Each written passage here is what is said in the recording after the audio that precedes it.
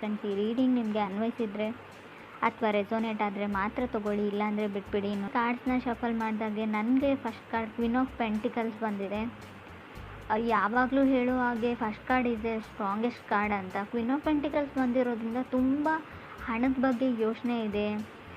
So ನಿಮ್ಗೇನಾದರೂ matter ಆಗುತ್ತೆ ಒಂದು ವಿಷಯ ಅಂದರೆ ಅದು ಕೆಲಸದ ವಿಷಯ ಅಂತ ಅನಿಸುತ್ತೆ, ಸ್ಟೆಬಿಲಿಟಿ ಅಂತ ಅನಿಸುತ್ತೆ, ಬೀಯಿಂಗ್ ರೆಸ್ಪಾನ್ಸಿಬಲ್ ಪರ್ಸನ್ ಅಂತ ಅನಿಸುತ್ತೆ. ತುಂಬ ರೆಸ್ಪಾನ್ಸಿಬಿಲಿಟೀಸ್ನ ತೊಗೊಳ್ತಾ ಇದ್ದೀರಾ ನೀವು ಅಥವಾ ನೀವು ಕನೆಕ್ಟ್ ಆಗಿರೋ ಪಾರ್ಟ್ನರು. ಟೈಮ್ ಟು ಮ್ಯಾನೇಜ್ ಅಂತ ಹೇಳುತ್ತೆ.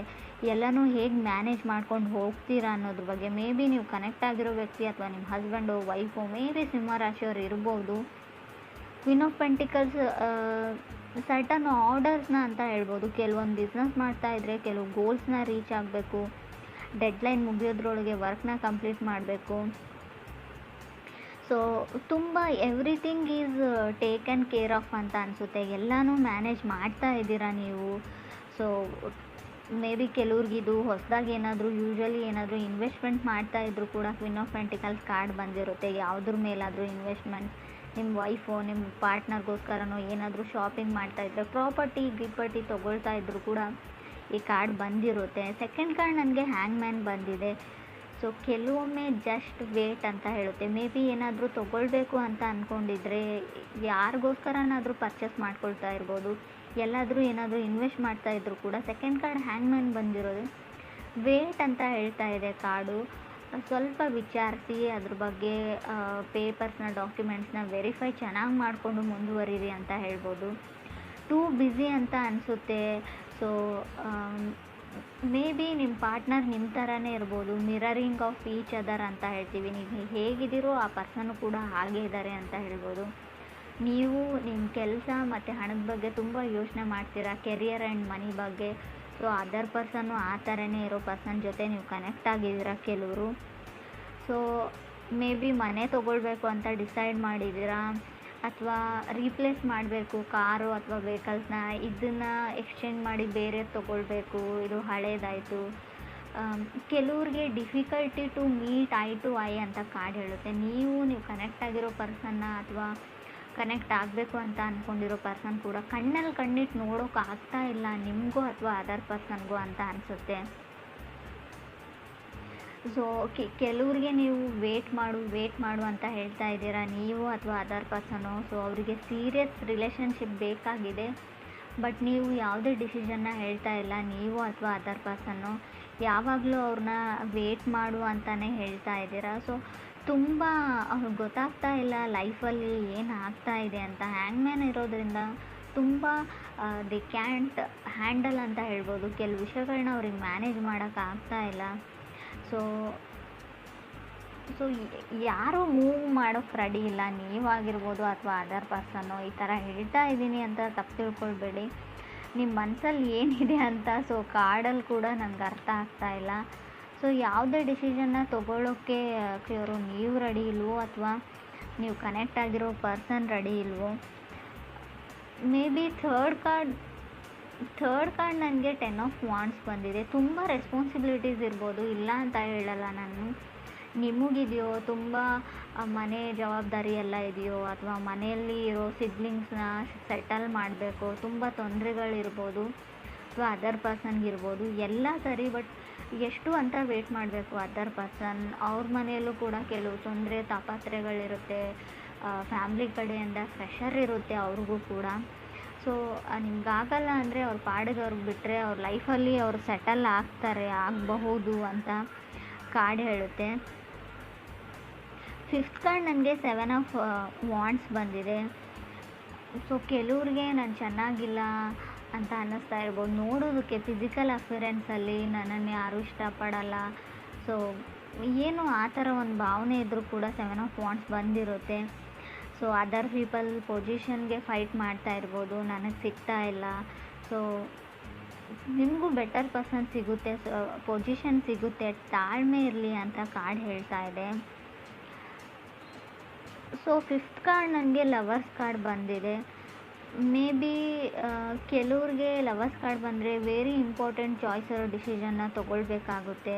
ಸೊ ಯೂನಿಯನ್ನ ಹೇಳುತ್ತೆ. ಕೆಲವೊಮ್ಮೆ ಲವರ್ಸ್ ಕಾರ್ಡ್ ನಿಮ್ಮ ಎಕ್ಸ್ ಕಮ್‌ಬ್ಯಾಕ್ ಆಗೋದನ್ನು ಕೂಡ ರೀಪ್ರೆಸೆಂಟ್ ಮಾಡುತ್ತೆ, ಅಥವಾ ನೀವು ಒಂದು ರೀಕನೆಕ್ಟ್ ಆಗಬೇಕು ಅನ್ನೋ ಒಂದು ಮಿಷನ್ನಲ್ಲಿ, ಸೊ ಪರ್ಪೋಸಲ್ಲಿ ಮೂವ್ ಆಗ್ತೀರಾ, ಸೊ ಗಾರ್ಡ್ ಡೌನ್ ಮಾಡ್ತೀರಾ ಆ ವ್ಯಕ್ತಿ ಮುಂದೆ ಅಂತ ಹೇಳ್ಬೋದು. ಸೋಲ್ತೀರಾ, ಎಲ್ಲದಕ್ಕೂ ರೆಡಿ ಅಂತ ಹೇಳ್ತೀರಾ, ಎಸ್ ಅಂತ ಹೇಳ್ತೀರಾ ಅಂತ ಕೂಡ ಕಾರ್ಡ್ ಹೇಳ್ತಾ ಇದೆ. 6 ಕಾರ್ಡ್ ನನಗೆ ಎಂಪ್ರರ್ ಬಂದಿದೆ. ಎಂಪ್ರರ್ ಓನ್ ಯುವರ್ ಪವರ್ ಅಂತ ಹೇಳುತ್ತೆ. ನೀವು ನಿಮ್ಮ ಪಾರ್ಟ್ನರ್ಗೋಸ್ಕರ ಗಿಫ್ಟ್ನ ಬೈ ಮಾಡ್ತಿದ್ದೀರೋ, ಆಲ್ರೆಡಿ ಆ ಗಿಫ್ಟ್ನ ಅವರಿಗೆ ಪ್ರೆಸೆಂಟ್ ಮಾಡಿರ್ಬೋದು, ಅಥವಾ ಅದರ್ ಪರ್ಸನ್ ನಿಮಗೋಸ್ಕರ ಏನಾದರೂ ಮಾಡ್ತಾ ಇರ್ಬೋದು ಅಂತ ಕೂಡ ಕಾರ್ಡ್ ಹೇಳ್ತಾ ಇದೆ.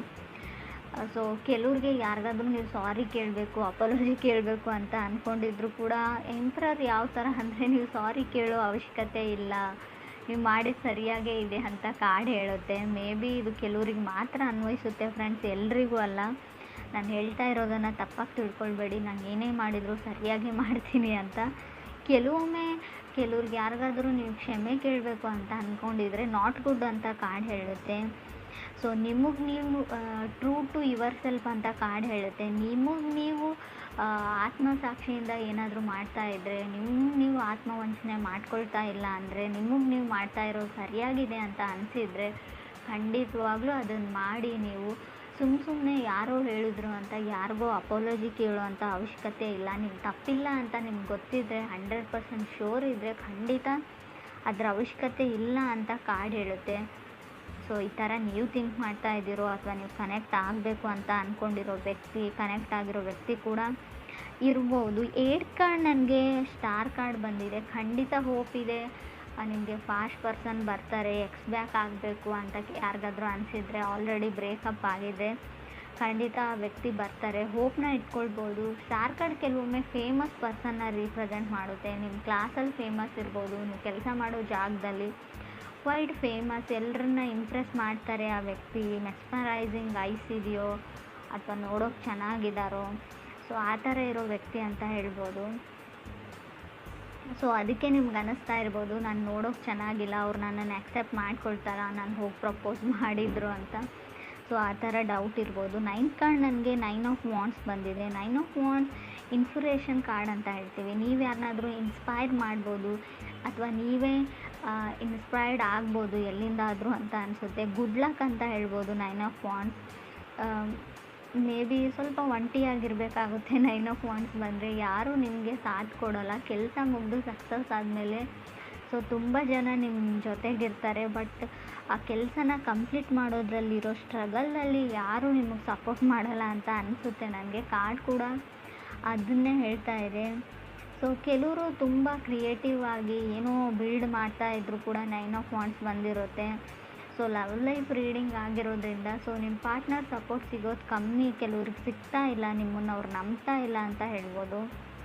ಸೊ ಮೇ ಬಿ ಅಫಿಷಿಯಲಿ ಅವ್ರಿಗೇನೋ ಬೇಕಾಗಿದೆ, ಅಫಿಷಿಯಲಿ ಅವ್ರು ನೀವು ಮದುವೆ ಆಗಬೇಕು, ಅಥವಾ ಅಲ್ಲಿವರೆಗೂ ಅವ್ರಿಗೆ ನಂಬಿಕೆ ಬರಲ್ಲ, ನೀವೇನೇ ಹೇಳಿದ್ರು ಅವ್ರು ನಂಬ್ತಾ ಇಲ್ಲ ಅಂತ ಹೇಳ್ಬೋದು. 10th ಕಾರ್ಡ್ ನನಗೆ ಹರ್ಮೆಟ್ ಕಾರ್ಡ್ ಬಂದಿದೆ. ಸೊ ತುಂಬ ಟ್ರಸ್ಟ್ ಇಶ್ಯೂಸ್ ಇದೆ ಅಂತ ಹೇಳ್ಬೋದು. ನಂಬಿಕೆ ಪ್ರಶ್ನೆ, ನಿಮ್ಮನ್ನು ನಂಬೋಕ್ಕಾಗ್ತಾ ಇಲ್ಲ, ನಿಮ್ಮನ್ನು ನಂಬೋದಾ, ನಾನು ನಿಮಗೋಸ್ಕರ ವೇಟ್ ಮಾಡ್ಬೋದಾ ಅನ್ನೋ ಥಾಟ್ ಎಲ್ಲ ಬರ್ತಾ ಇದೆ ಅವ್ರಿಗೆ. ಸೊ ಖಂಡಿತವಾಗ್ಲೂ ಕೆಲವ್ರಿಗೆ ಇನ್ಸೆಕ್ಯೂರಿಟೀಸ್ ಕಾಡುತ್ತೆ. ಸೊ ನೀವು ನಂಬಿಕೆ ಉಳ್ಕೊಳ್ಳುವಂಥ ಕೆಲಸ ನೀವು ಮಾಡಿಲ್ವೋ, ಅಥವಾ ನಿಮ್ಮ ಪಾರ್ಟ್ನರ್ ಮಾಡಿಲ್ವೋ, ತುಂಬ ಬರ್ಡನ್ ಫೀಲ್ ಆಗ್ತಾ ಇದೆ ಅಂತ ಹೇಳ್ಬೋದು. 9 ಆಫ್ ವಾಂಡ್ಸ್ ಕೆಲವೊಮ್ಮೆ ಬರ್ಡನ್ನು ಕೂಡ ರೀಪ್ರೆಸೆಂಟ್ ಮಾಡುತ್ತೆ, ಅದು ಕೂಡ ರಿಯಲ್ ಬರ್ಡನ್ನು. ಸೊ ಇನ್ನೇನು ಆ ವ್ಯಕ್ತಿ ಮನಸ್ಸನ್ನ ನೀವು ಪರಿವರ್ತನೆ ಮಾಡಿರ್ತೀರ, ಕನ್ವಿನ್ಸ್ ಮಾಡಿರ್ತೀರ ಅಪಾಲಜಿ ಕೇಳಿ. ಸೊ ಸಡನ್ನಾಗಿ ಅವ್ರು ನೀವು ಹಾಕಿರೋ ಎಫರ್ಟ್ಸ್ನೆಲ್ಲ ಬಿಟ್ಬಿಟ್ಟು ಮತ್ತೆ ಹಳೇ ಹರ್ಟ್ ಕಡೆ ಹೋಗಿಬಿಡ್ತಾರೆ. ನೀವು ಹಾಗೆ ಹೇಳಿದ್ರಿ ನನಗೆ, ಹೀಗೆ ಮಾಡಿದ್ರಿ ನನಗೆ. ಸೊ ಅದು ಹಳೇದನ್ನು ಅವ್ರು ಬಿಡ್ತಾ ಇಲ್ಲ. ನೀವು ಹೊಸದಾಗಿ ಏನೇ ಎಫರ್ಟ್ ಹಾಕಿದ್ರು ಕೂಡ, ಏನೇ ಟ್ರೈ ಮಾಡಿದರೂ ಕೂಡ ಅವ್ರ ಮನಸ್ಸು ಆ ಕಡೆನೇ ಹೋಗುತ್ತೆ, ಫಾಸ್ಟ್ ಕಡೆಗೆ ಅಂತ ಹೇಳ್ಬೋದು. ಸೊ ಮೇ ಬಿ ಸೊ ಅವ್ರಿಗೇನೋ ಗೊತ್ತಿಲ್ಲ, ಇನ್ಸೆಕ್ಯೂರಿಟೀಸ್ ಇದೆ, ಅವ್ರು ನಿಮ್ಮನ್ನು ನಂಬೋಕ್ಕಾಗ್ತಾ ಇಲ್ಲ. ಅಗೇನ್ ಸಮಥಿಂಗ್, ನೀವು ಅವ್ರಿಗಿರೋ ಭಾವನೆಗೂ ಕೂಡ ರೆಸ್ಪೆಕ್ಟ್ ಕೊಡಿ, ಅವ್ರಿಗೆ ಹೆಲ್ಪ್ ಮಾಡಿ. ಮೆಂಟಲಿ ಏನಿದೆ ತಲೆ ಒಳಗೆ ಅದನ್ನು ತೆಗಿಯೋಕ್ಕೆ ಹೆಲ್ಪ್ ಮಾಡಿದರೆ ಖಂಡಿತವಾಗ್ಲೂ ಒಂದು ಒಳ್ಳೆ ಎಂಡ್ ಅಂತ ಹೇಳ್ಬೋದು, ರಿಸಲ್ಟ್ ಸಿಗುತ್ತೆ ಅಂತ ಕೂಡ ಕಾರ್ಡ್ ಹೇಳುತ್ತೆ.